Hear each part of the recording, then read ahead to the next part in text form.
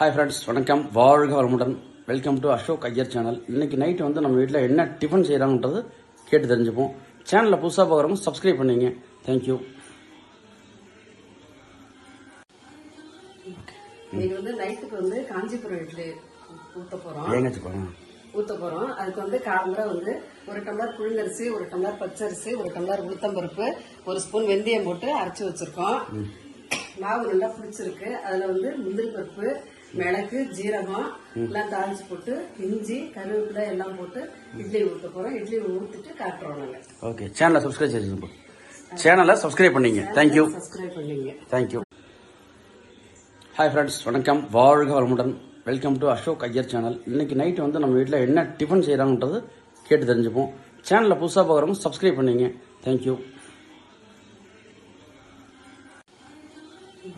இன்னைக்கு வந்து